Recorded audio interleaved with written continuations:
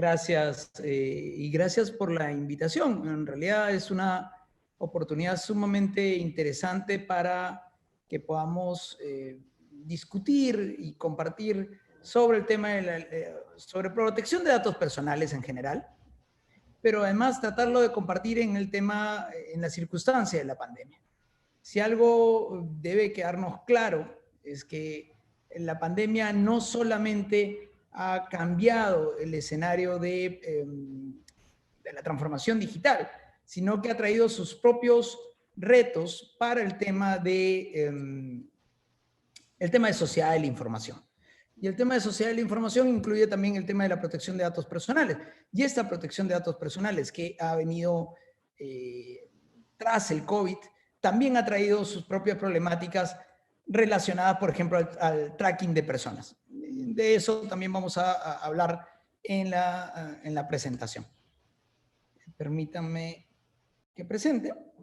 Y la idea básica es tratar de hablar de la Ley de Protección de Datos Personales desde una situación vigente, pero con dos conocimientos claros. La Ley de Protección de Datos Personales ya tiene 9 años, ya tiene una reglamentación, tiene una modificación, lo cual significa que ha tenido que evolucionar rápidamente, tiene una autoridad funcional que depende del Ministerio de Justicia, y hoy día, si alguien se ha dado un poco de tiempo de escuchar lo que ha dicho la Premier, que le acaban de dar hace minutos el voto de confianza, van a crear una autoridad de mayor rango, de mayor autonomía funcional, económica y técnica, suerte de organismo regulador o CIPTEL a ese rango, para el tema de transparencia, acceso a la información pública y protección de datos personales. Es decir, la autoridad de datos personales va a tomar una mayor preponderancia.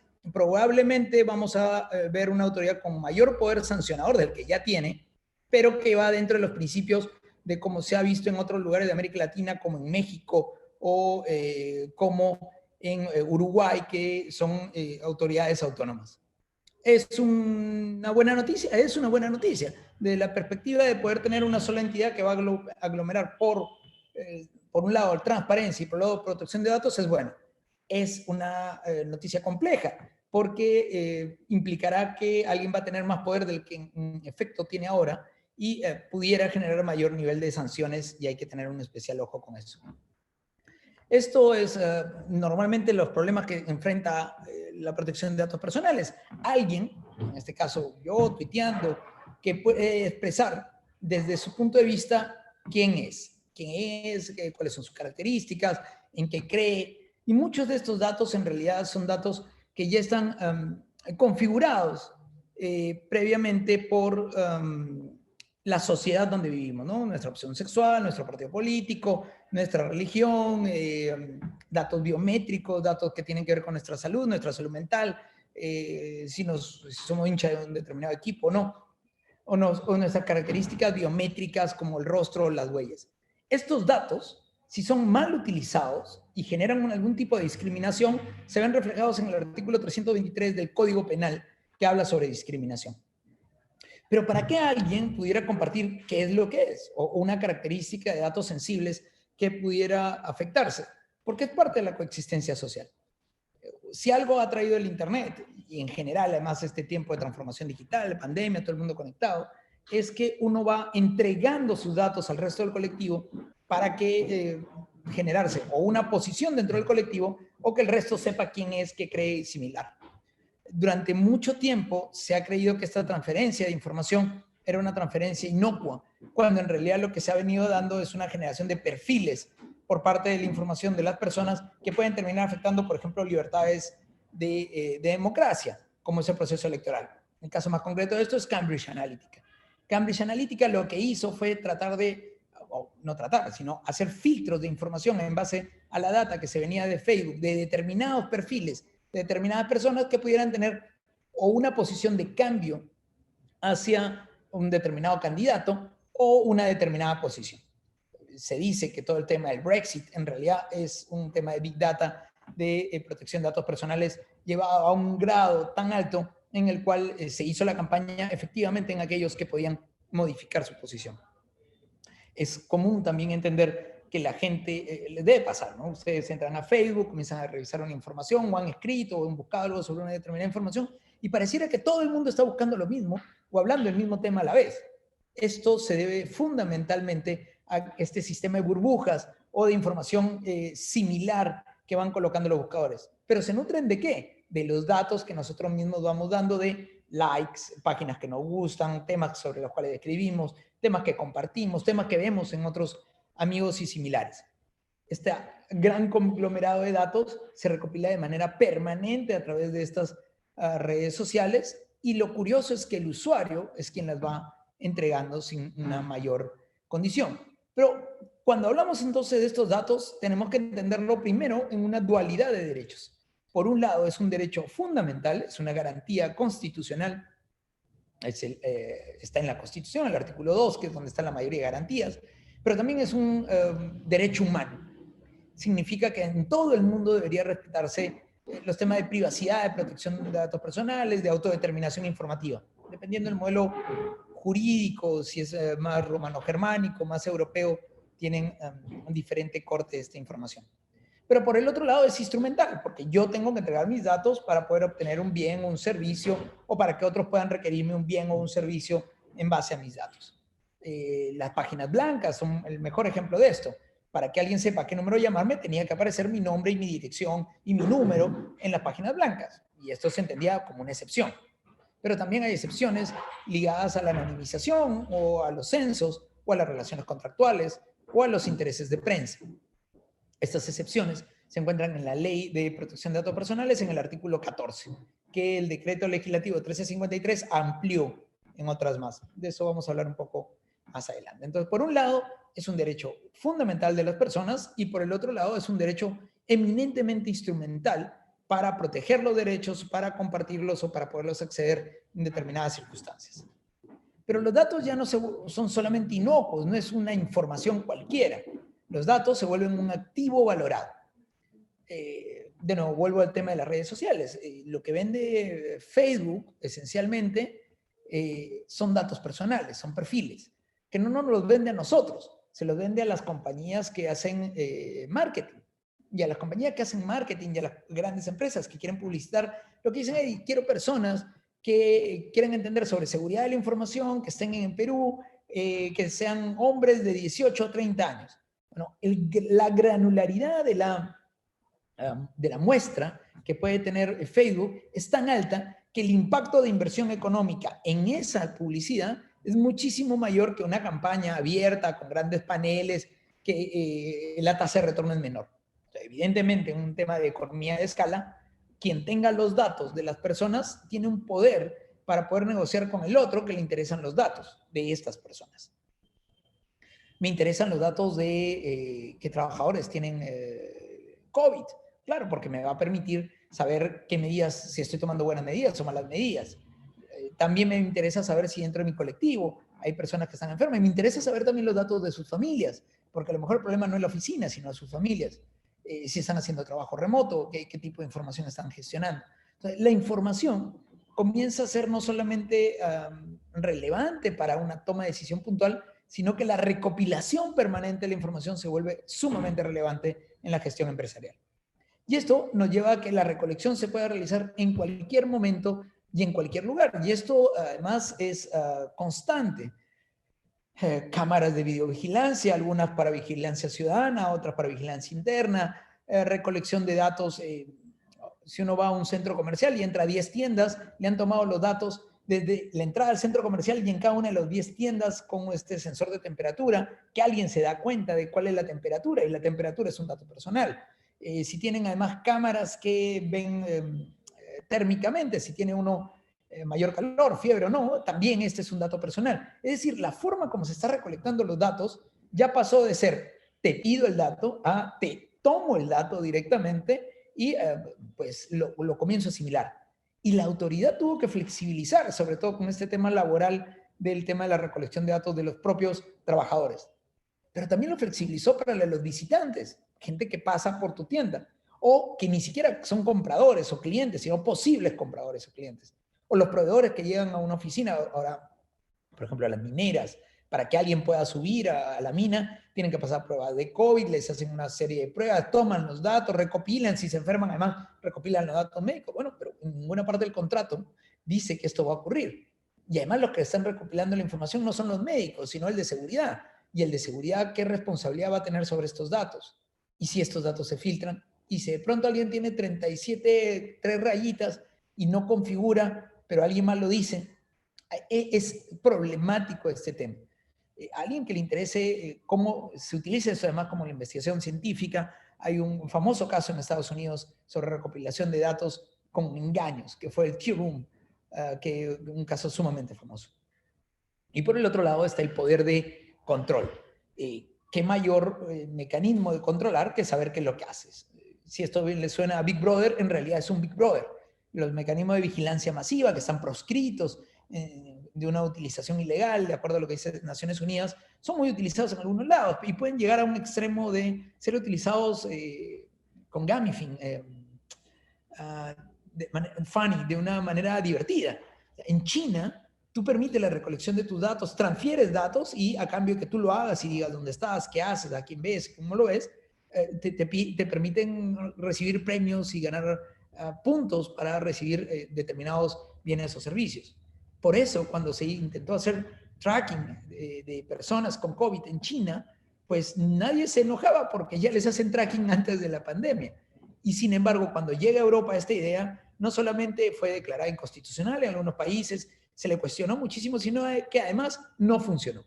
Los datos sobre el tracking de personas no han funcionado de acuerdo a los estudios que se tienen hasta ahora. También los datos personales sirven para temas de innovación, servicios nuevos, desarrollo comercial, seguridad ciudadana, que tiene que entenderse cómo se recopilan los datos y cómo pueden ser utilizados dentro de las diversas excepciones que tiene la legislación vigente. Y es que la diferencia es una gran diferencia entre dos modelos grandes. El modelo europeo de protección de datos personales, que es el que nosotros, el modelo normativo europeo es el que seguimos, pero no necesariamente nuestra ley de protección de datos personales es tan europea. Nuestra ley es una ley híbrida entre la europea y la norteamericana, porque tenemos TLCs con ambos y porque además tenemos APEC. Y en APEC el Privacy Framework es más parecido a la normativa de privacy norteamericana, mientras que la normativa europea es más de reglamento. Hay que recordar que la normativa europea además tiene un gran auge después de la Segunda Guerra Mundial, ¿no? Y fundamentalmente porque los estados totalitarios, los estados nazistas, fascistas, lo que hacían era recopilar los datos de la gente para tenerlos ubicados, ¿no? Esto, entre otras cosas, pone las causales del holocausto. Mientras que los norteamericanos tienen una visión más relacionada al privacy, que es déjame solo y yo te entrego mis datos cuando quiero. Y sus normativas han sido más pensados en los temas sanitarios, de salubridad, sanidad, y en los temas de taxes, los temas de impuestos. Un dato importante, no menor, es que muchas de las compañías tecnológicas se encuentran en California. Y California aprobó una ley de protección de datos personales muy similar a la normativa europea en la última elección presidencial por referéndum. Con lo cual, probablemente vamos a comenzar a ver en los próximos meses cambios en los diversos términos y condiciones de las diversas aplicaciones que están en California. Esa es una opción. La otra es que se muden de California, porque esta legislación les va a comenzar a hacer mayor reglamentación. El modelo europeo requiere una autoridad central, muy similar a lo que tenemos nosotros, diferente a la normativa europea, norteamericana, que no tiene una autoridad central. En Europa es más un tema social, un tema del colectivo, de la sociedad. El modelo norteamericano es más individual, una visión más yo con mis datos. La confianza en el modelo norteamericano está en el mercado, en el enfoque de negocios, mientras que en Europa está en el modelo del Estado. Algo complicado en América Latina es en quién confiamos, en el Estado o en el mercado. Y aparentemente no confiamos ni en uno ni en el otro. Entonces, finalmente, la mayoría de nuestras normas, al tener un modelo más europeo, terminan siguiendo la línea de aparente confianza en el Estado. En nuestra legislación se recopilan los datos cuando es necesario y en la legislación europea es cuando se crea conveniente, todas las veces, de manera permanente, sin que esto signifique una mayor restricción. Casi todo está por norma, mientras que en Estados Unidos el modelo es más que nada resolver los casos en la corte cuando se presente. Y la normativa europea protege al individuo en el territorio, pero ya con la GDPR, que es la normativa general de protección de datos personales, han avanzado a una protección ultraterritorial, lo cual es una complicación jurídica, hay una serie de debates sobre es permisible o no, y en el caso de Norteamérica protegen a sus ciudadanos. Pero si yo alojo mis datos de Perú, de peruanos, de una entidad pública o privada, en la nube de Amazon, esos datos no están protegidos por más de que sean datos personales frente a un requerimiento por parte de la autoridad norteamericana. Entonces, los datos personales son fundamentalmente lo que nos identifica o nos hace identificables. ¿Qué nos identifica? Aquello que solo es nuestro, nuestras biometrías, los datos que con solo conocerlos ya sabemos que es nuestro. Mientras que lo que nos hace identificables son datos que tenemos que mezclarlos. El número del DNI, tengo que decirte que es un DNI de Perú. La placa del auto, tengo que decir que es una placa de Perú. El número de celular, y así sucesivamente. Entonces hay datos que per se son nuestros y hay datos que requieren de un cambio, una modificación o una intercalación de datos con otras informaciones. Estos datos, cuando tienen que ver con cuestiones raciales, médicas, culturales, políticas, sindicales, sexuales, son datos de característica sensible y que tienen un mayor nivel de protección a la data general. Si bien en el Perú, además, sí tenemos una ventaja y es que hace 20 años se dio la ley de firmas digitales y una ley hermana chiquita que poco conocía que se llama la ley de manifestación de la voluntad por medio electrónico, con lo cual que es el artículo 141A del Código Civil. Si hace alguien un requerimiento de datos y esto se tiene que hacer por papel, si yo puedo hacer una equivalencia funcional y lo puedo hacer por web, es válido frente a la autoridad. Y esto significa además que no hay datos inocuos, no hay datos que no valga la pena recopilar, no hay datos que no estén interesados alguien en recopilarlos, porque finalmente estos datos pueden servir para otros procesos, para otros procedimientos, para otro mejoramiento, para enriquecimiento de base de datos, que es algo que está bastante de moda, o la creación de perfiles de los usuarios, tal como lo que hacía Facebook. La gran diferencia es que lo que hace Facebook está de acuerdo a la legislación norteamericana, en especial de California. Si lo intenta hacer una compañía en Perú, tiene que hacerlo de acuerdo a la legislación peruana. Hey, pero yo lo tengo en la nube, no importa. Lo recopilas acá y la nube debería seguir las reglas que das para la recopilación de datos personales. Y eso tiene que ver con que el tratamiento de los datos se hace de una manera permanente. Todo proceso es un tratamiento de datos, desde la recopilación hasta la eliminación. La impresión, almacenaje, acceso por terceros, compartirlo dentro de la misma organización, compartirlo fuera de la organización. Todos estos tratamientos o finalidades que están ligadas a la recolección de los datos inicial tienen que ser informadas de manera adecuada al individuo de quien se recopilan los datos. Porque hay que recordar, los datos personales, el dueño de los datos es la persona de quienes son esos datos.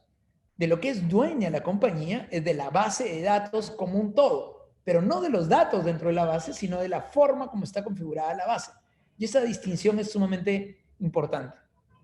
Por ejemplo, las empresas de seguridad que recopilan algunos datos para su control interno y su bitácora con relación a una compañía. ¿Cómo los transfieren?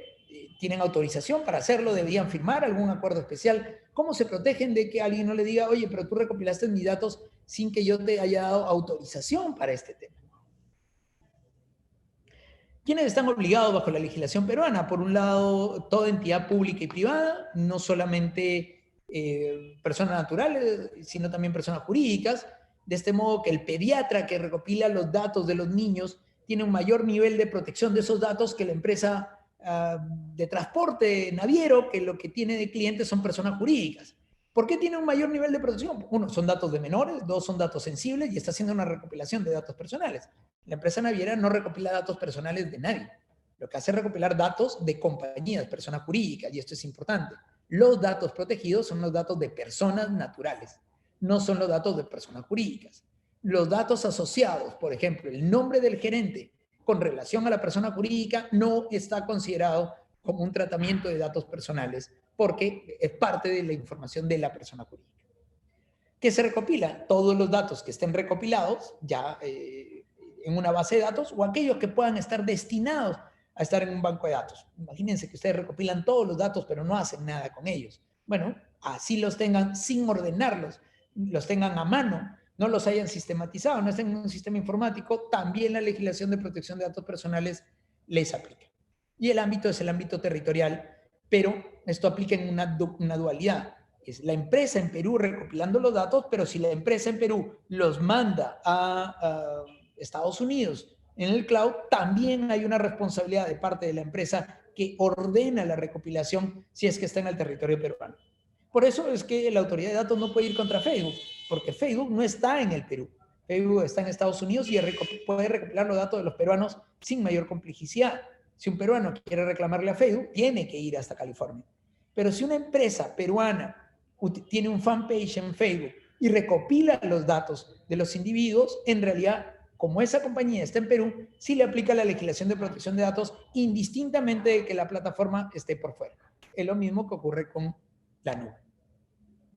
Hay una serie de principios que están claramente establecidos en la ley con relación a la recopilación de los datos. Primero, que los datos se tienen que cumplir para algo lícito. Yo no puedo hacer un listado de aquellas personas que han ganado casos laborales y ponerlo para evitar que les sean contratados. Bueno, eso es contrario a la ley. No pueden haber listas negras. Ahora que estamos con el tema agrícola, si sacan a alguien de un fondo agrícola, no puede haber estas listas negras. Lo que tendría que haber es que no se le puede recontratar directamente a una persona que haya tenido un ilícito.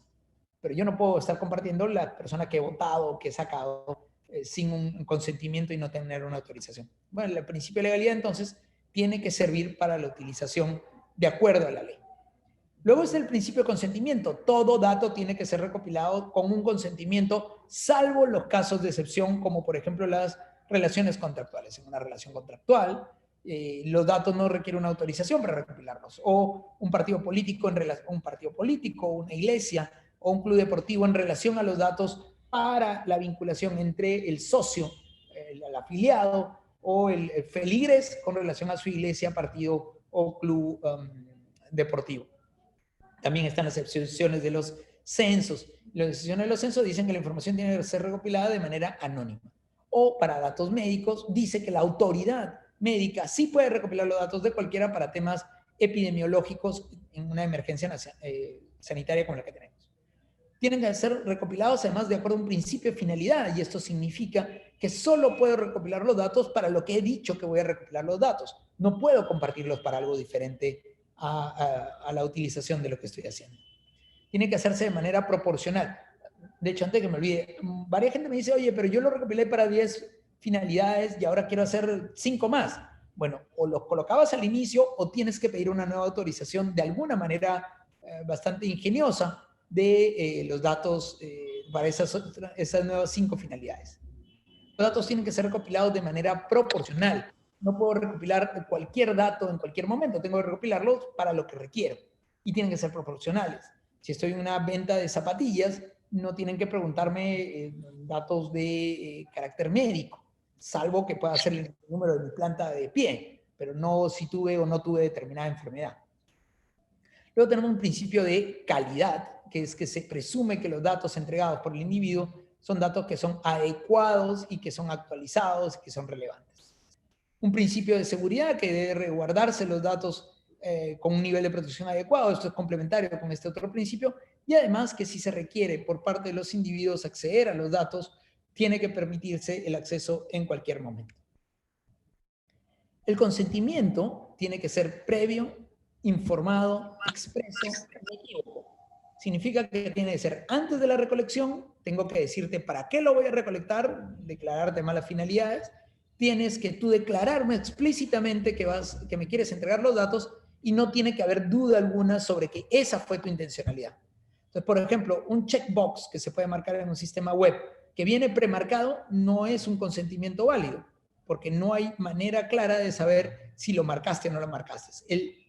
Que alguien marque esto, marque el checkbox de sí he leído los términos y condiciones, que en realidad es una de las mentiras modernas de mayor uso, o sí he leído los términos de privacidad, pues en realidad es una forma de una declaración. Las declaraciones además pueden hacerse en video, en audio, por escrito o en medios digitales porque la ley lo permite. Y si además es un dato sensible, sí o sí tiene que ser una autorización por escrita o por medio electrónico como equivalencia funcional. Un caso importante que se viene con el tema de pandemia es el tema del contact tracing. Y el tema del contact tracing lo ha intentado hacer el Estado con una aplicación que se llama Perú en tus manos. Hay una serie de discusiones sobre cómo se utiliza, si se utiliza de manera adecuada. En Europa ha entrado en discusiones constitucionales, en algunos países lo declararon inconstitucional. Pero si yo lo hago de manera voluntaria, pues en realidad soy yo que estoy diciendo síganme para que tengan mi información. Pero en realidad es sobre mi información. Muchas de estas herramientas de contact tracing lo que dicen es colocarle un Bluetooth para poder acceder a los dispositivos cercanos, pero eso ya es acceder a los datos de otros. Ahí hay un primer cuestionamiento. Lo otro es que sea por mandato legal, con lo cual no me informan, simplemente lo ejecutan. Y si simplemente lo ejecutan, tiene que estar muy acotado en las reglas para que se pueda determinar efectivamente que es mi celular. De hecho, cuando alguien viene de viaje, ahora le hacen firmar una declaración de que autoriza el GPS, el seguimiento por GPS de su dispositivo a una persona que, porque tiene que hacer una cuarentena. En realidad son 15 días, me parece, lo que se tiene que hacer. También hay contacto por proximidad, es decir, yo voy pasando por una zona y me suena una alerta diciendo, oye, por acá hay una casa que tiene COVID. Claro, si en la cuadra hay 3 casas, una es la mía y las otras 2 son mis vecinos, se reduce un poco la cantidad de posibilidades. Y la utilización de antenas y geoposicionamiento cuando tengo el número de la persona que efectivamente está enferma, y siempre y cuando me lo hayan dado. Estas formas de contact tracing también la han aplicado en el sector privado, haciendo que algunas determinadas compañías hagan la recolección de los datos de la persona y su familia. Además, les hacen declarar, alguien en tu familia ha tenido COVID, ok, una cosa es que me pidan mis datos y otro los datos de mis hijos o de mi esposa o de mis padres o de quien fuera. Estas zonas grises de la Ley de Protección de Datos Personales tienen que ser claramente estipuladas al momento de desarrollar estas herramientas de contact tracing, sean por aplicación o sea por declaración. Con relación al control de la temperatura, ¿quién la toma? ¿Qué tipo de datos se recopilan? Por ejemplo, estas máquinas que están en los centros comerciales, que se ve a alguien entrando, entonces tienen mi rostro y tienen mi temperatura. ¿Se borran los datos? ¿Cuándo se borran? ¿Qué hacen con los datos? ¿Están sirviendo para reconocimiento facial? ¿Cómo controlan la temperatura? ¿Esto se almacena en algún sitio? ¿Está declarada la base de datos de control de temperatura de personas visitantes a los centros comerciales? Sí, ¿no? ¿Quién registra? ¿Una persona natural? ¿Un sistema automático? La persona que lo hace con una pistola toma nota en un cuaderno. La mayoría de reglas de esto normalmente dice que lo tiene que hacer la enfermera o el personal médico. Eso no ocurre. En realidad lo hace la persona de seguridad o alguna otra persona que pudiera estar. ¿Cómo se registra? ¿En dónde se registra? ¿Se guarda en la nube? ¿Se guarda de manera local? El principio en general es esta excepción que es la 14.6, que es que cuando hay temas relativos a la salud se pueden recopilar los datos, pero quien lo puede recopilar es el Ministerio de Salud. No lo puede recopilar cualquier entidad pública, no lo puede recopilar la Secretaría de Gobierno Digital, no lo puede recopilar el Ministerio de Ambiente. Tiene que ser el Ministerio de Salud. Ahora, la pregunta es, ¿el Ministerio de Salud está recopilando los datos o está necesitando de terceros? Para acceder a la información de antenas tuvo que pedir autorización al MTC. Y a su vez a las empresas de telecomunicaciones. ¿Cómo se está resguardando estos datos? ¿Es esta la excepción que están utilizando o están colocando la excepción de mandato legal, que es la 14.2? Estas preguntas, más que respuestas, tienen que ser entendidas si todavía nos queda 6, 8 meses más de pandemia. Hoy día en COVAX Facility decían que para Perú, aunque hay otros países antes, en el mejor de los casos, en el tercer o cuarto cuatrimestre del próximo año vamos a tener las vacunas. Los flujos transfronterizos significa además que la recopilación de la información lo mando a la nube y lo mando fuera del país, sea porque soy una sucursal, sea porque tengo un aliado estratégico, o sea porque lo estoy mandando a resguardarse en la nube. Todos estos flujos tienen que ser declarados ante la autoridad. No declarar es una falta grave. Y la declaración es simplemente decir que se están yendo a otro lado y que ese otro lado tiene la medida de seguridad. Es una declaración jurada. Esto lo supervisa la Autoridad de Protección de Datos Personales, pero tiene una serie de excepciones de nuevo. Si esta transferencia de datos, que tiene que ser consentida, es parte de una relación contractual, está permitida. Si es parte de una transacción bursátil que requiere colocar en las centrales internacionales, también está permitida. Y si el titular efectivamente autoriza la utilización de sus datos. ¿Qué derechos tiene el usuario? El primer derecho es, en general a esto se le llama derechos ARCO. acceso, rectificación, cancelación y oposición. Sin embargo, en la legislación peruana se desgranó estos derechos ARCO para que tengan una mayor claridad.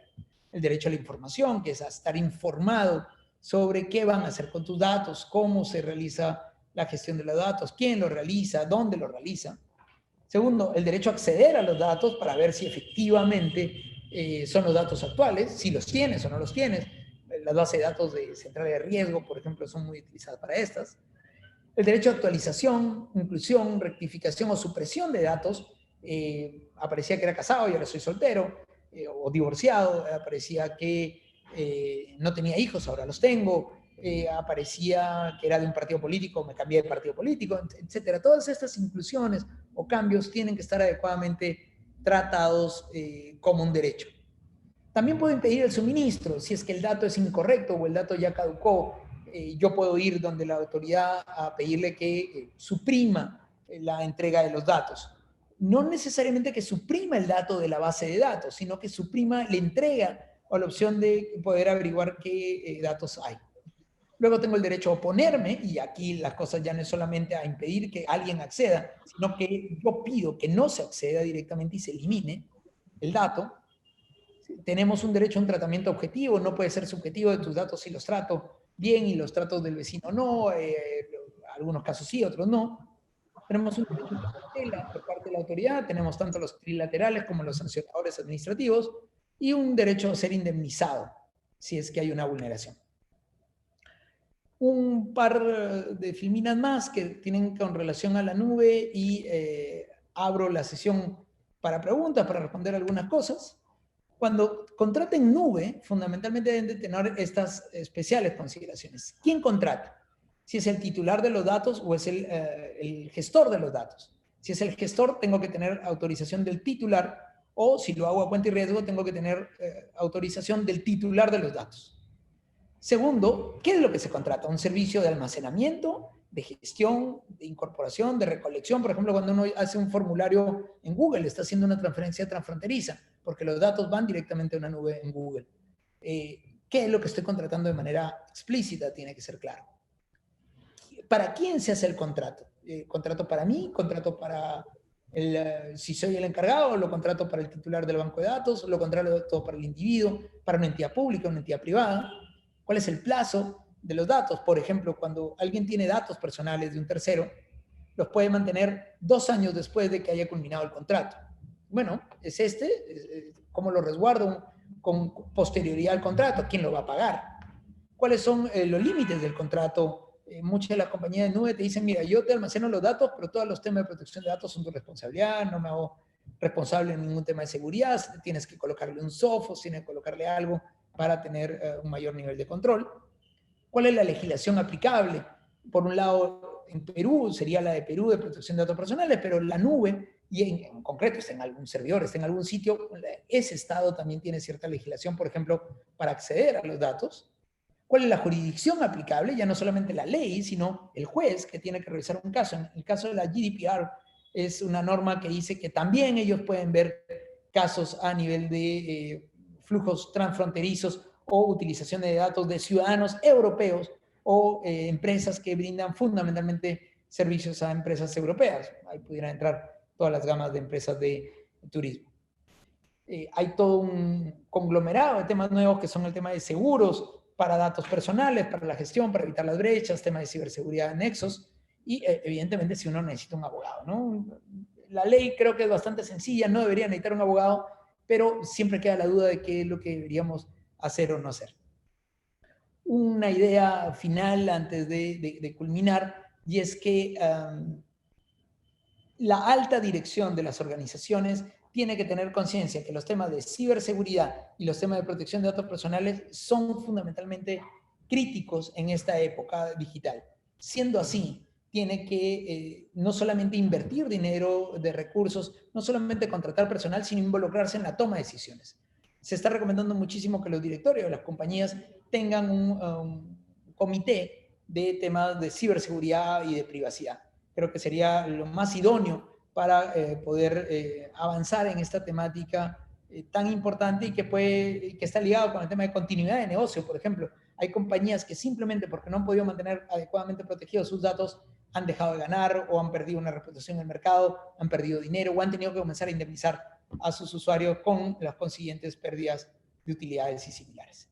Y hasta aquí lo que quería compartir con ustedes. Percy, quedo abierto a preguntas. Igor, muchísimas gracias por todo este resumen en 45 minutos del tema de protección de datos personales. Sabemos que es muy amplio, hay muchas variables que juegan durante el trato de los datos personales, pero específicamente te pediría que nos ayudes enfocando tu experiencia hacia el tema de seguridad y a los profesionales de seguridad que nos acompañan. ¿Cuál sería tu recomendación en el tema de protección de datos personales? A ver, la principal recomendación no es que se vuelvan abogados, no es que lleven un doctorado ni una maestría en Derecho, pero que sí tengan plena conciencia de la Ley de Protección de Datos Personales, de la reglamentación y de la Directiva de Seguridad. Si además gestionan cámara de videovigilancia, hay una directiva especial de videovigilancia que se dio este año. Esas 4 normas son las normas jurídicas básicas. Lo otro es que tengan una observación constante de las resoluciones que da la Autoridad de Protección de Datos Personales. De hecho, yo en marzo, igual creo que te lo compartí, Percy, hice un compilado de las resoluciones y un análisis de cuáles eran los principales temas y cuál era la normativa y sentencias del Tribunal Constitucional. Si no, igual te lo vuelvo a mandar, Percy, para que lo tengas. Estoy actualizándolo hasta el 2020, lo he actualizado hasta el 2018. La autoridad ya tiene a la fecha unas 200 resoluciones de casos sancionadores. Es decir, ya podemos ver qué es lo que los otros hicieron mal. Hay una serie de preguntas resueltas. Entonces, pues, mejor curarnos en salud de esas otras cosas que la autoridad ha ido ya marcando como una pauta. ¿Es necesario tener un abogado? Que es la pregunta de fondo. A ver, si digo que no, mis colegas abogados me van a decir que estoy malogrando la plaza y no quiero que hagan negocio. Pero en realidad esto tiene que ver con temas de seguridad de la información, por un lado. Por lo tanto, la ISO 27001 resulta fundamental y toda la gama de las 27000. Pero también piénselo desde la continuidad del negocio. Si ustedes tienen un negocio que se basa, es un retail, y su mayoría de su negocio son los datos de sus usuarios, o son una banca o una clínica, evidentemente esta es su prioridad. O sea, no busquen más allá. Tienen que darle la preponderancia. Si son una naviera, si trabajan solamente con personas jurídicas, hacen B2B, no tienen una mayor incidencia sobre datos de usuarios personales como clientes, digamos que son una menor tasa de incidencia. Pero lo que no pueden olvidar es que siempre todos tienen trabajadores. Entonces, una de las cosas que hemos encontrado es que la problemática ya no resulta con los clientes, ya hicimos los términos y condiciones, la política de privacidad, comenzamos ahí, pero comienza la autoridad y dice, ok, y muéstrame las bases de datos de tus trabajadores. No, esa no la registré, registré la de los clientes. O cómo estás compilando la información de datos médicos, dónde guardas los exámenes psicológicos, dónde, si tienes medidas de seguridad lógica o física para los temas de la data de tus propios empleados. Y ahí es donde están comenzando a caer. Una suerte de en casa herrero, cuchillo de palo. Entonces, también hay que pensar esto como un todo. La organización a la cual atendemos tiene clientes, sobre todo son complicados, pero también tiene clientes internos. Y también tenemos que preverlos. También hay un par de resoluciones de una, no en Perú, de la autoridad, me parece en Italia, que también afectaron a los proveedores. Resulta siendo que una señora era la señora que hacía la limpieza y los datos de la señora de limpieza, que era un proveedor, no era un trabajador, no lo resguardaron adecuadamente. Bueno, esos datos personales de esos proveedores, que a veces son proveedores muy puntuales de algo que se tiene que hacer, que no le haces un contrato, no es una persona jurídica, también tienen responsabilidad. Entonces, y además la pandemia, si le quieres agregar, los colegios. Ahora los colegios, ¿prenda la cámara o no prendo la cámara? Los maestros dicen, pero tiene que prenderla para ver si está ahí el niño enfrente. Y los padres dicen, no, por ciberseguridad o por seguridad, privacidad, porque se pueden ver a alguien más de la familia, dónde estoy, la casa. O sea, estas discusiones que está trayendo la transformación digital acelerada por el COVID, en algunos casos se vuelven absurdas. Pero evidentemente, por ejemplo, los colegios deberían haber incluido cláusulas de protección de datos personales permisibles a los maestros en sus relaciones contractuales. Entonces, como nunca, yo creo que en este año, en tema de protección de datos personales, he trabajado más que en los pasados 20 años de mi vida, inclusive cuando la ley ya estaba con su reglamento en el año 2015. Y es porque además la autoridad se puso creativa y comenzó a hacer fiscalizaciones de cookies, o sea, creo que como no, estaban en su casa y no sabían qué mandarles a hacer, se los mandaron a hacer un montón de cosas. Y en buen sentido, porque están haciendo también buenas cosas. Pero hay que estar atentos. Ahora más que nunca estos temas de protección de datos, de ciberseguridad, de continuidad de negocio se vuelven críticos.